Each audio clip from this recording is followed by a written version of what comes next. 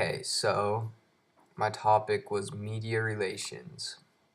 So I sent out a few emails to Denver Broncos media relations people, including Patrick Smith and Eric Schubert.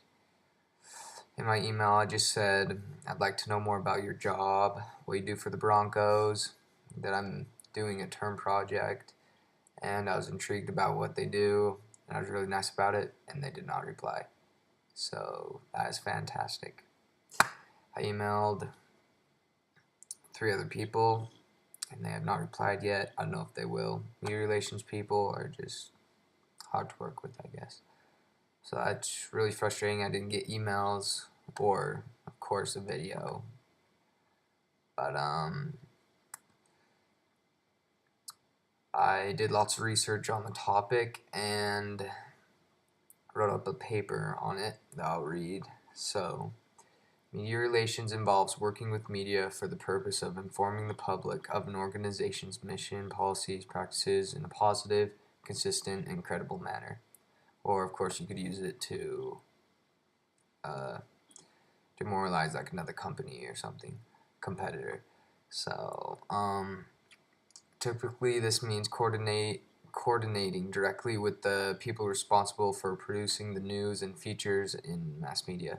The goal of media relations is to maximize positive coverage in the mass media without paying for it directly through advertising, which in some cases, of course, can happen. Like on Instagram, there will be lots of ads that companies can put up, and a lot of them have to do with sports or an athlete. So many people use, many companies use media relations, and they use this to promote their sport or make the public feel good about it. You know, they can use TV, Twitter, Instagram, Facebook, you name it. So around the world, there are 1 in 4 people use social media worldwide. Of course, media is up to like 80%. Social media is huge in the US, and it's, of course, like 2/3 of the United States uses social media. And so organizations often comply what is known as a media list or a list of possible media outlets who may be interested in an organization's information. The media can consist of thousands of magazine publications, newspaper, TV, radio stations, and when a newsworthy event occurs, of course, it'll get on like ESPN or something. Playoffs are always on there, cool plays. Media list can assist to determining which media outlet may be the most interesting in a particular story. Working with the media on behalf of an organization allows for awareness of the entity to be raised, as well as the ability to create an impact with the chosen audience. It allows access to both large and small target audiences and builds public support and public opinion for the organization. So this is all done through a wide range of media and can be used to encourage two-way communication. My freaking dog is whining. Okay. So I'm going to read an article. It was written by Kate Jernigan, whatever. Okay. For the sports fan, social media is a popular tool. For the sports marketer, it is a powerful one, with blogs replacing newspapers and sideline reporters on Twitter. The integration of sporting events and social media is evident. Social media provides users with real-time updates, scores, and statistics for every team 24 hours a day. Fans follow and interact with their favorite teams, athletes, writers, shows, and more. This combination of social media and sports presents an exciting and engaging future.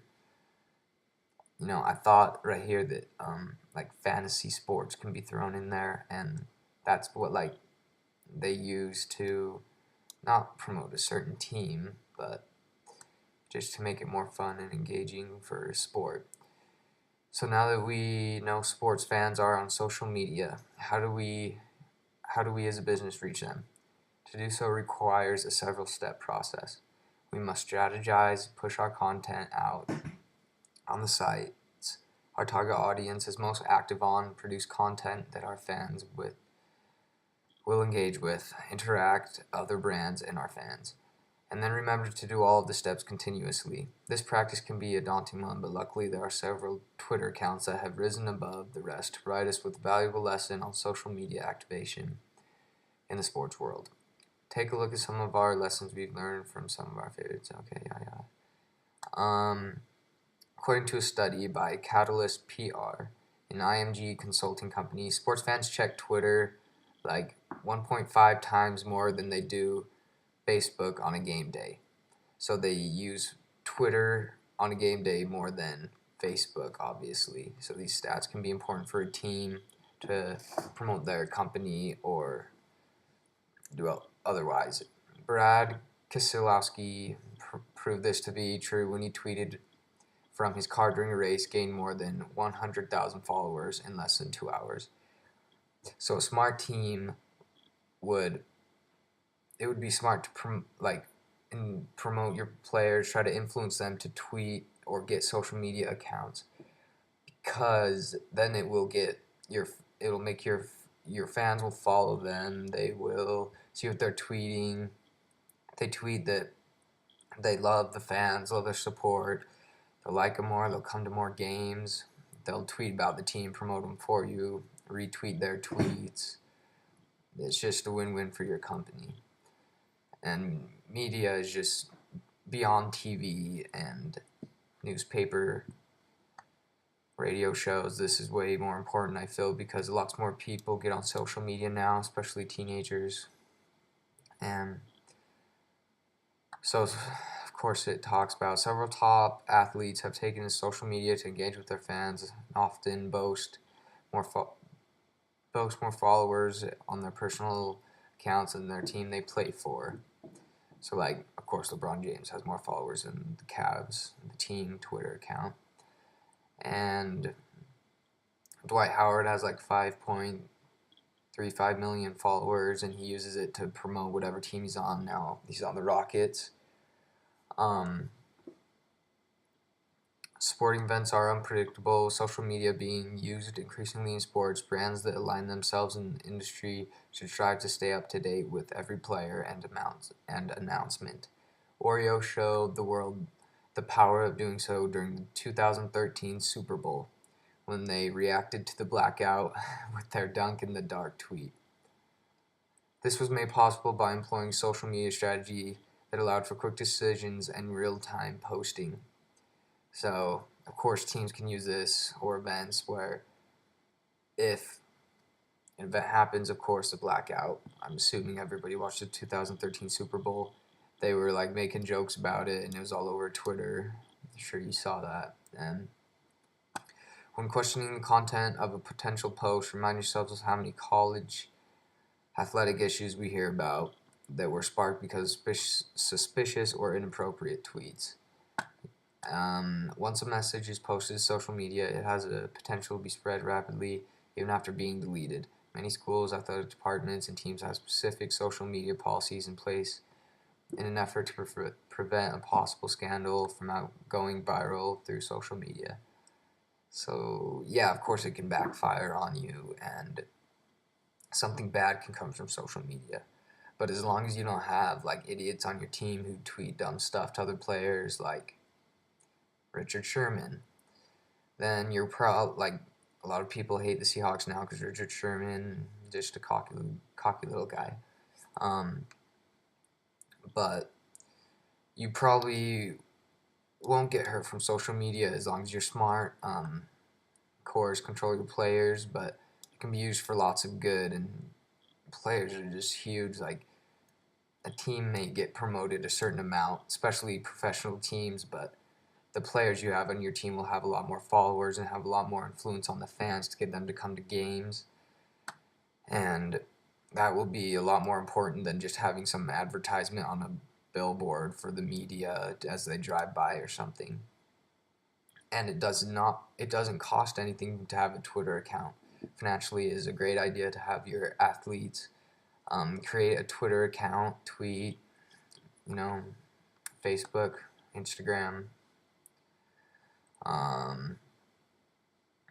So she goes on to talk about how personal branding for sporting events, how they can be promoted, but we're focusing more on the team here. So during the past years, we have seen an increasingly involvement of social media in sports, especially American sports, with Super Bowl being the prime example. So much so that the amount of tweets created during this year, a few years ago, Giants-Patriots game, reached an astounding 12,233 tweets per second. So, during events, people tweet a whole lot more. I don't know. I'm usually more interested in the game.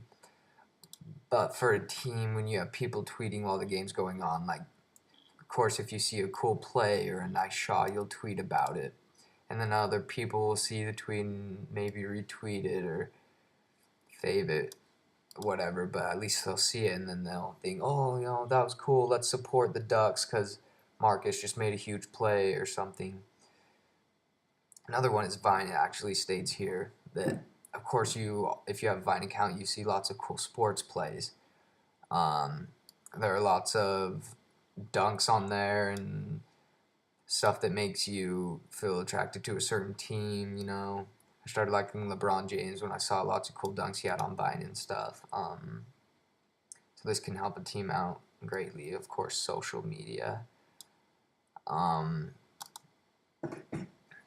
So there is, of course, you see billboards, TV commercials, but social media is definitely the big one here. If you want to promote your team a lot, don't have a local commercial for Utah about going to the Real games or Jazz games. You should have your focus more on social media, do ads through there. You can just make sure that if the players have a Twitter account, like Tom Brady, Dwight Howard, as I said before, your team will get noticed a lot more. LeBron James is, of course, huge on social media. And now, even though I didn't get an email from some of those guys from the Broncos and some more over at the Jazz, what they do in media relations is they weigh, like, what will get them the most people coming to the arena, stadium, for the amount of money they pay. And, of course, I went off on social media because social media gets a huge ratio. Because, of course, it doesn't cost money for your players to get account, tweet, and stuff. But, like, a commercial can be thousands of dollars, hundreds of thousands. Billboards, they're cheaper, but not a whole lot of people see them, like the Jazz billboards on I-15. So definitely, they weigh those odds and they actually get their players involved in social media. They're over the commercials and ads and like magazines and stuff, but sorry, but of course, that's not all they do. Here it says that they have lots of time on their own, so it would actually be a pretty good job. They get paid a decent amount, and they just pretty simple, just say, hey, how much is this ad going to cost? How much people see it? And now you will see the billboards and commercials, the amount of teams that invest in that are going down a ton because they're all, of course, on social media. So yeah, that's about all the info I've gathered. So yeah, stop right on the dot, 15 minutes.